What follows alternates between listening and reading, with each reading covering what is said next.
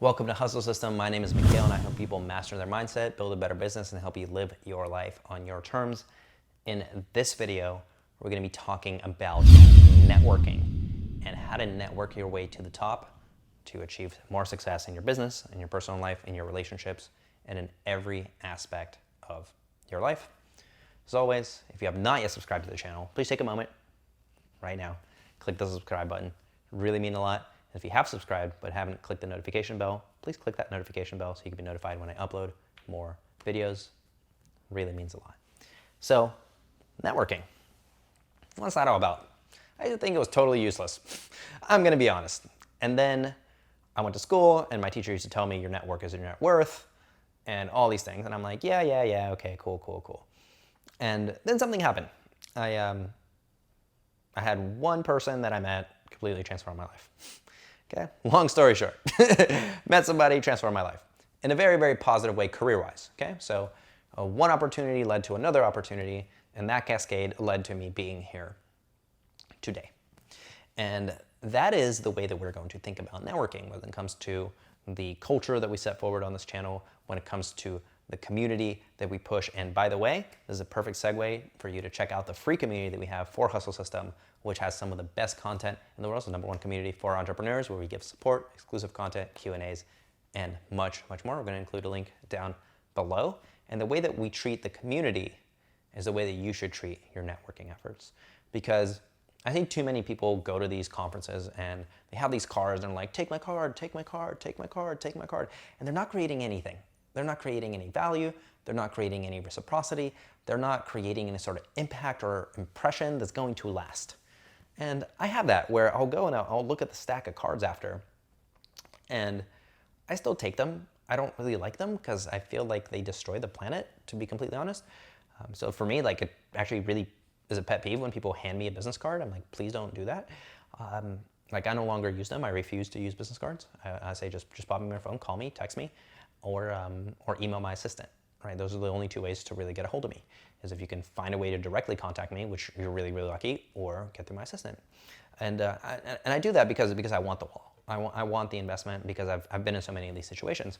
And the reason for that is for the flip side of the coin, right? Is the people that go out and they want something. They want to get to somebody. They want to get to a specific person, but they don't have the right strategy to do it. And so they end up kind of fumbling and messing it up. And I've got two friends. One's name is Larry. The other is named Chris.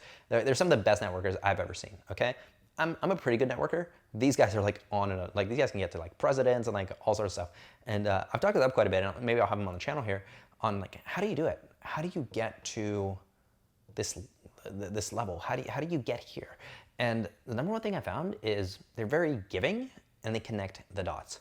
So when it comes to you networking, let's say that you want to meet a leader in whatever particular field you're in. Right? Well, there's a pretty good chance that a lot of other people that are competing with you want to meet that same person. So let's say you have 100 or 200 or sometimes several thousand people that all want to meet and make an impression on the same person. Well, the first thing you want to do is avoid the law of saturation. Okay, the law of saturation states that, let's say you're a keynote speaker at a conference, right? Well, a lot of people at that conference are going to want to talk to you. So what you don't want to be is another one of those little buzzy people that's like, hey, let me talk to you. I'm one of 500 people that's tried to talk to you in the last 2 hours. Because that creates a bundling effect psychologically where you get bundled in together with all these people. So you really want to actually avoid that, because that's actually a way that you can completely shut down somebody's perception of wanting to work with you or wanting to have you on their team or doing a partnership of any capacity.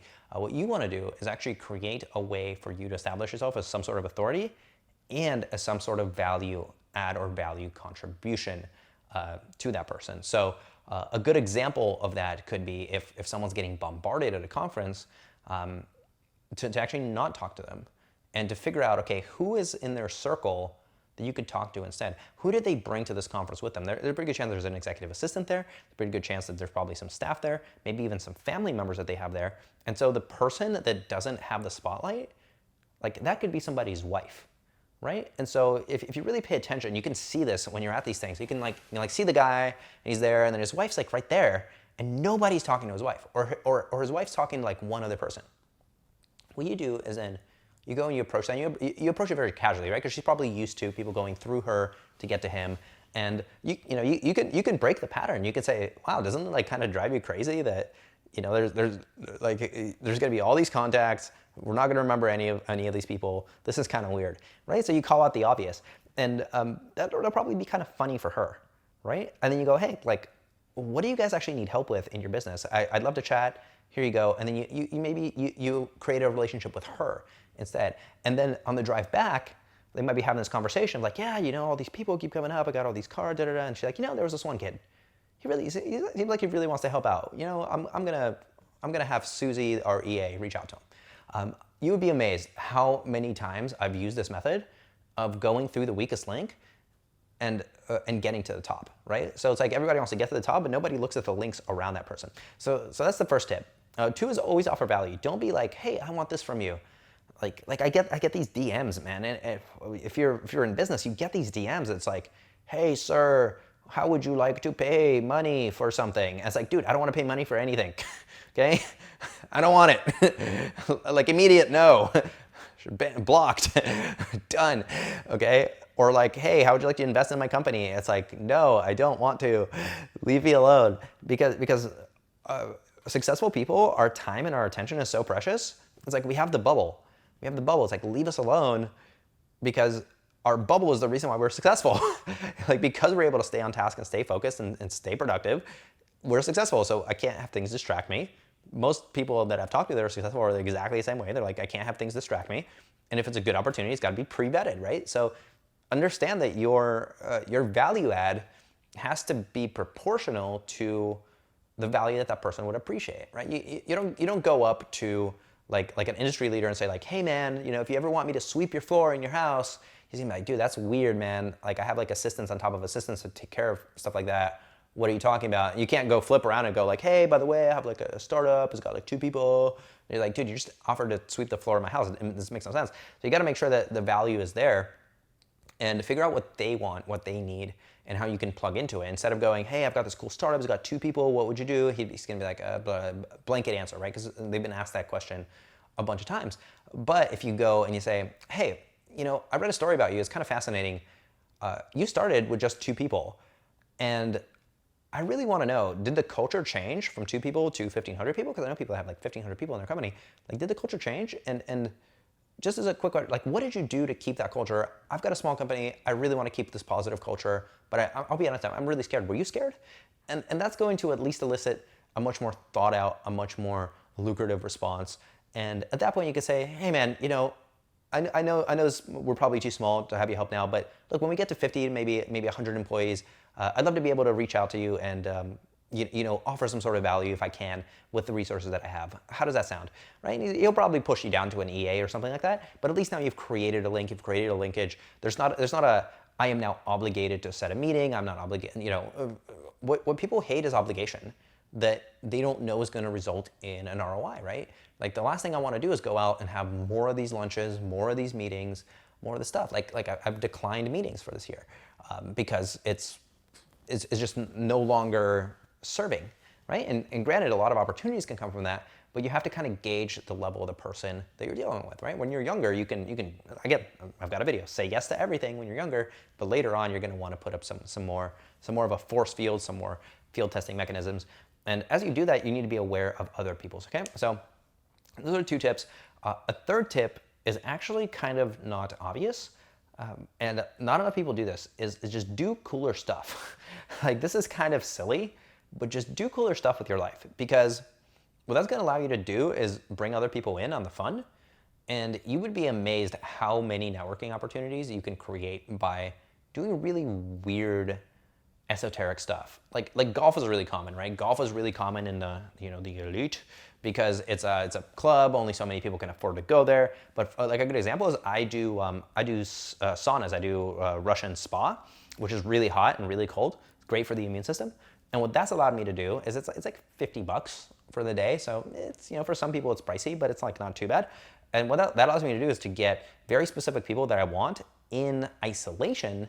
Because guess what? When you go to the sauna, you have to leave your phone at the front. Or like you don't have to, but some people do. And so now you've got this person that is usually impossible to get a hold of. You've got them you're sitting there hanging out, you're like sweating buckets, and there's no phones.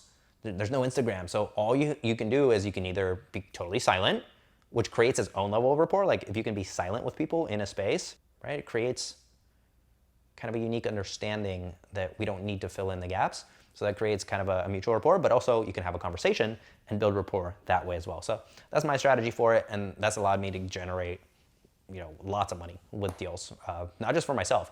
And that would be my fourth tip: is don't just think about yourself. Think about how you can connect two other dots and generate money for people. And this is something that I'm becoming much more adept at from observing other people who are excellent networkers.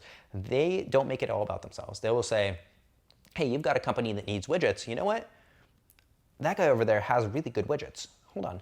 Hey, come on, meet the guy who needs widgets. And he's like, dude, you make good widgets? You're like, yeah, I make great widgets. They end up making millions and millions of dollars. And that's how you get these fancy dinners. Like sometimes you guys will see me out. Like a lot of times it's my clients that are taking me out to dinner, right?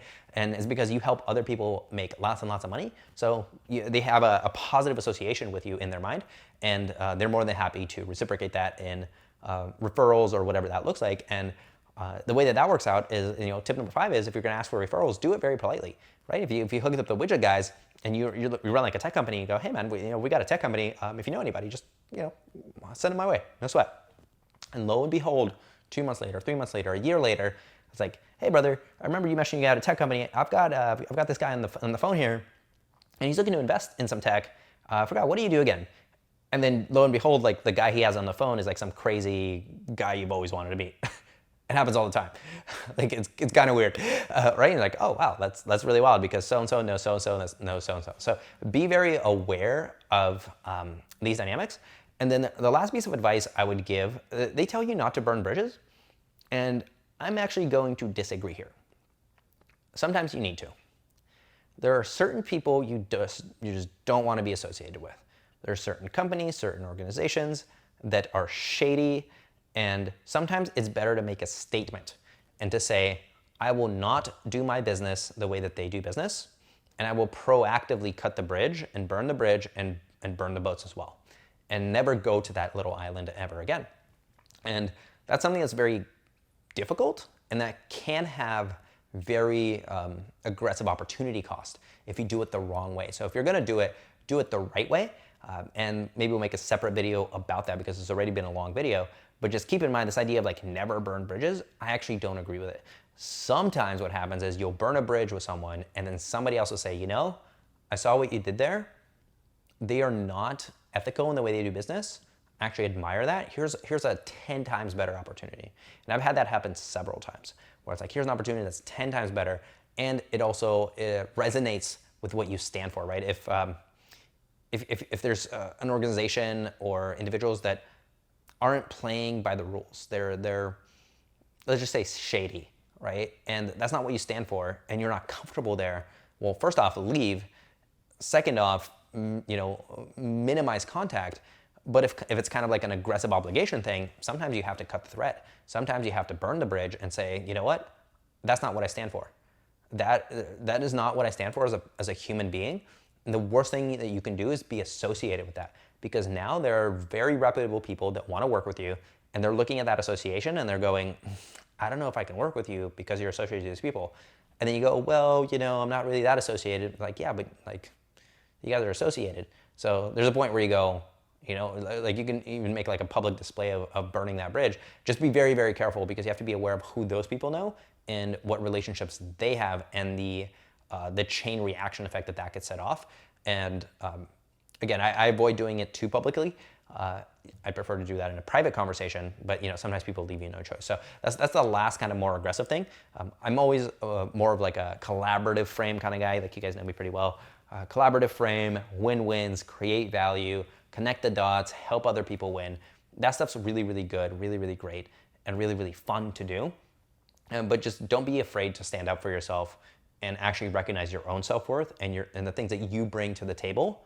Because I see a lot of people downplay their contributions and the things that they actually have going for them when they go to like networking events or are talking to somebody who's maybe a little bit above where they are, and actually have a lot of admiration for younger people that say, I might be really young, but I'm really ambitious, I can work really hard, I'm very precise, I have attention to detail, I'll show up on time, and those are all really great qualities to have, and those are really, really valuable to someone who maybe is a little bit older, who might want to expend some sort of resources in order to have somebody with those qualities on their team or as a business partner at some point in the future. So, long video, but good stuff if you choose to apply it.